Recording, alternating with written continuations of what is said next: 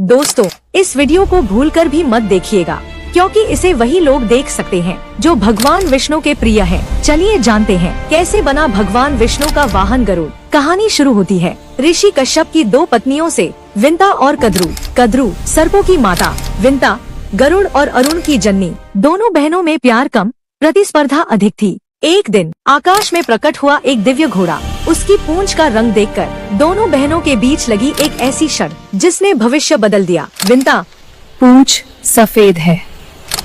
कद्रू, नहीं, काली है। और शर्त थी जो हारेगी वो दूसरी की दासी बनेगी। लेकिन कद्रू ने धोखे का सहारा लिया। अपने नाग पुत्रों को आदेश दिया, घोड़े की पूंछ से लिपट जाओ और उसे काला दिखा दो। धोखे की जीत हुई और विंता हार गई। वो अपनी ही बहन की दासी बन गई। जब गरुड़ ने अपनी माँ को इस दास्तां में देखा तो उनका हृदय क्रोध से जल उठा। वे नागों के सामने गरजे, मेरी माँ को मुक्त करो। नाग हंसे और बोले, मुक्ति चाहिए तो स्वर्ग से अमृत का कलश लाकर दो। गरुड़ ने चुनौती स्वीकार की और अकेले ही देवताओं से युद्ध कर अमृत कलश छीन लाए। लेकिन जैसे ही वे लौट रहे थे, स्वयं भगवान विष्णु प्रकट हुए। गरुड़, क्या तुम अमृत पीकर देवताओं को चुनौती देना चाहते हो?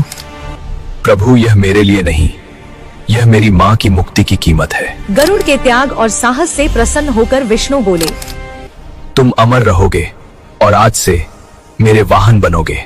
गरुड़ ने वरदान मांगा, प्रभु, मेरा चिन्ह सदैव आपके ध्वज पर रहे।